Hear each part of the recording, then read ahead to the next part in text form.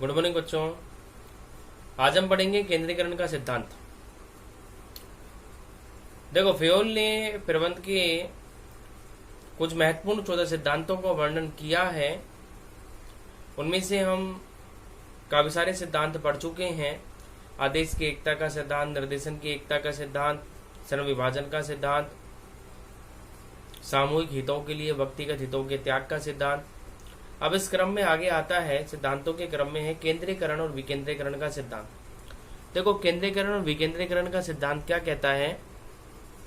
सबसे पहले आप केंद्रीकरण को और विकेंद्रीकरण को शब्दों को समझ लो। केंद्रीकरण का तात्पर्य क्या हुआ, सेंट्रलाइजेशन किसे कहते हैं। केंद्रीयकरण या सेंट्रलाइजेशन का मीनिंग होता है कि जब अधिकार संगठन में किसी एक ही व्यक्ति के पास में केंद्रित हों, जब अधिकार संगठन में किसी एक ही व्यक्ति के पास में केंद्रित हो तो उसे केंद्रीकरण के सिद्धांतों के नाम से जानते हैं। इसका तात्पर्य ये हुआ कि अधिकार और जो शक्तियां हैं, जो अधिकार हैं और जो शक्तियां हैं, वो एक ही व्यक्ति के पास है, एक ही बोस के पास में है। एक ही व्यक्ति जो है मुखिया है, एक ही व्यक्ति के पास सारे अधिकार हैं और अधीनस्थों के पास काम करने के लिए किसी भी प्रकार के कोई भी अधिकार नहीं है। अगर स्थिति इस प्रकार की है तो संस्था में कोई भी काम पूरा नहीं हो पाएगा, क्योंकि अधीनस्थों को काम करने के लिए आपने दे दिए, लेकिन इन दायित्वों को पूरा करने के लिए आपने अधिकार तो दिए ही नहीं है।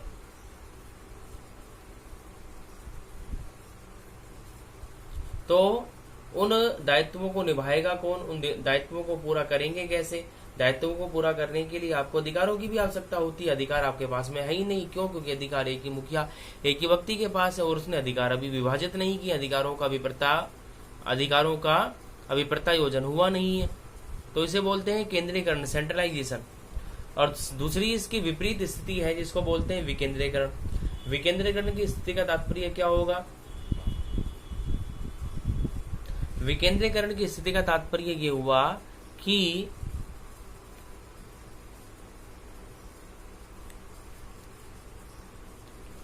एक व्यक्ति के पास एक बिंदु और एक स्तर पर समस्त अधिकार न होकर के अधिकारों को विभिन्न लोगों और व्यक्तियों को हमने विभाजित कर दिया है और अधिकारों का प्रत्यायोजन या डेलीगेशन ऑफ अथॉरिटी का काम कर दिया गया है। अधिकारों को प्रत्यायोजित कर दिया गया है, अधिकारों को विभिन्न व्यक्तियों में बांट दिया गया है, विभिन्न अधीनस्थों में अधिकारों को प्रत्यायोजित कर दिया गया है। इसको विकेंद्रीकरण की स्थिति के नाम से जाना जाता है। केंद्रीकरण और विकेंद्रीकरण दोनों की स्थितियां क्या कहती हैं कि संस्था के अंदर केंद्रीकरण भी होना चाहिए तो विकेंद्रीकरण भी होना चाहिए। केंद्रीकरण विकेंद्रीकरण दोनों होने आवश्यक हैं। आप कहेंगे क्यों? वो इसलिए क्योंकि कार्य कराने के लिए आपको विकेंद्रीकरण करना पड़ेगा। अगर विकेंद्रीकरण नहीं किया तो कार्य पूरा होगा कैसे। विकेंद्रीयकरण नहीं किया तो कार्य पूरा होगा नहीं। अधीनस्थों के पास में पर्याप्त अधिकार नहीं होंगे तो वो कार्य को कैसे पूरा करेंगे। तो विकेंद्रीयकरण, डिसेंट्रलाइजेशन भी होना आवश्यक है और केंद्रीयकरण या सेंट्रलाइजेशन भी होना आवश्यक है। प्रबंधक इस बात को देखेगा कि कहाँ किस स्थिति में किसको लागू किया जाए, केंद्रीकरण को लागू कब किया जाए, विकेंद्रीकरण को लागू कब किया जाए, वो इस बात को ध्यान में रखेगा।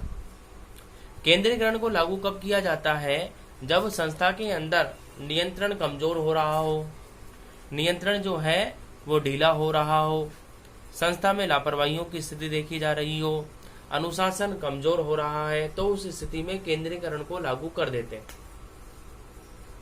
अर्थात जिन जिन व्यक्तियों के पास अधिकार हैं और वो अपने अधिकारों का दुरुपयोग कर रहे हैं, उन व्यक्तियों से उनके अधिकारों को वापस छीन लिया जाता है।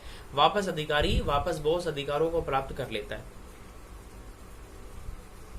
तो ये स्थिति हो जाती है केंद्रीकरण की। और जब अगर ऐसी स्थिति हम लागू करेंगे तो दोबारा से नियंत्रण मजबूत हो जाएगा, अनुशासन लागू हो जाएगा।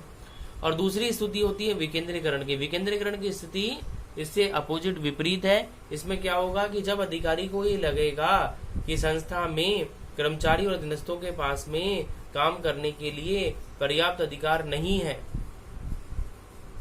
काम करने के लिए पर्याप्त अधिकार नहीं है, तो अधिकारी उनको अधिकार दे देता है, अधिकार सौंप देता है, अधिकारों का प्रत्यायोजन कर देता है। इसको बोलते हैं विकेंद्रीकरण की स्थिति। अच्छा, फ्योल का क्या मानना था? फ्योल क्या मानते थे? फ्योल का ये मानना था, फ्योल ये मानते थे कि संस्था में केंद्रीकरण और विकेंद्रीकरण दोनों ही समान मात्रा में होने चाहिए और दोनों के मध्य में परस्पर संतुलन होना चाहिए। जैसे अधिकारी को लगता है कि नियंत्रण कमजोर हो रहा है, केंद्रीकरण को लागू कर दे। जैसे अधिकारी को महसूस होता है, प्रबंधक को महसूस होता है कि काम पूरे नहीं हो रहे, तो विकेंद्रीकरण को लागू कर दे और दोनों के मध्य में संतुलन हमेशा बनाए रखा जाना चाहिए। ठीक है, ओके बेटा। तो अब हम इसके मैटर पे आते हैं, आप बुक और नोटबुक में देखेंगे। केंद्रीकरण और विकेंद्रीकरण का सिद्धांत। फ्योल के अनुसार किसी संगठन में अधिकारों के केंद्रीकरण एवं विकेंद्रीकरण के बीच में आवश्यक सामंजस्य होना चाहिए। यह सामंजस्य संगठन के आकार एवं प्रबंध प्रणाली पर निर्भर करता है। जैसे बड़े संगठन में अधिकारों का विकेंद्रीयकरण अधिक उपयुक्त होता है। क्या समझाया? कि संगठन अगर बड़ा है तो अधिकारों का विकेंद्रीयकरण ज्यादा उपयुक्त रहेगा, क्योंकि बड़े आकार के संगठनों में कार्यों को व्यक्तियों के बीच में विभाजित किया जाता है। जिन व्यक्तियों के बीच में विभाजित किया जाता है उन व्यक्तियों को आपको क्या देना पड़ेगा? काम भी देना पड़ेगा। उन व्यक्तियों को काम भी देना पड़ेगा ना, तो बड़े आकार के संगठनों में विकेंद्रीकरण अधिक उपयुक्त माना जाता है। आगे है, जबकि छोटे संगठन में अधिकारों का केंद्रीयकरण अधिक उपयुक्त होता है।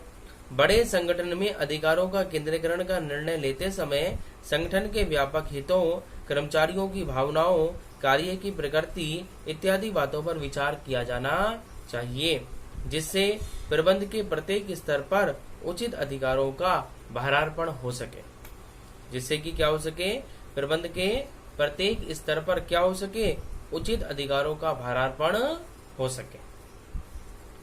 उचित प्रबंध के प्रत्येक स्तर पर उचित अधिकारों का भारार्पण होने का तात्पर्य हुआ कि प्रत्येक स्तर के व्यक्तियों को उसके स्तर और योग्यता के अनुसार उचित अधिकार मिल सके। क्यों? क्योंकि अगर उसे उचित अधिकार नहीं मिलेंगे तो वो काम कैसे पूरा करेगा?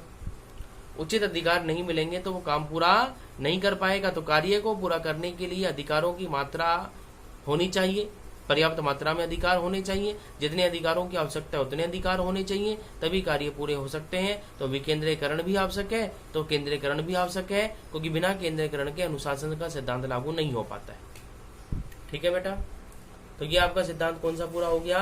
केंद्रीकरण और विकेंद्रीकरण का सिद्धांत। अगला जो सिद्धांत है, जो सबसे बड़ा सिद्धांत है, सबसे महत्वपूर्ण मुख्य सिद्धांत है, उसको हम बोलते हैं सोपान श्रृंखला का सिद्धांत, या अधिकारियों के मध्य में एक चैन या कड़ी का सिद्धांत। सोपान श्रृंखला का सिद्धांत प्रिंसिपल ऑफ स्केलर चेन क्या कहता है? सोपान श्रृंखला का सिद्धांत प्रिंसिपल ऑफ स्केलर चेन ये कहता है कि संस्था में काम करने वाले व्यक्तियों के मध्य में एक सोपान श्रृंखला पाई जाती है। मतलब अधिकारों के प्रवाह होने का एक क्रम पाया जाता है, जो सामान्यतः ऊपर से मध्य और मध्य से निम्न की तरफ होता है।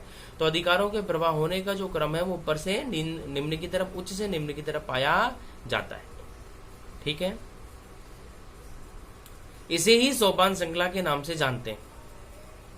अब इस सिद्धांत की महत्वपूर्ण खास बात यह है कि फ्योल ये मानते थे कि संस्था में काम करने वाले प्रत्येक व्यक्ति को सोपान श्रृंखला के सिद्धांत का पालन करना चाहिए। अर्थात जो जिसका पद है, जो जिसकी पोस्ट है, जो जहां पर है, उसको वहीं पर ही स्थित होना चाहिए।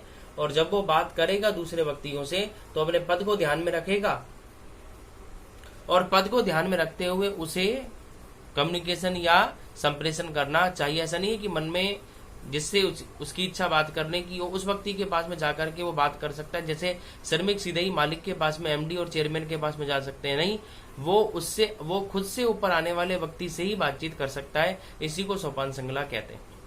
ठीक है, ओके बेटा, कल इसका मैटर और बाकी बातें कल पढ़ेंगे। Thank you.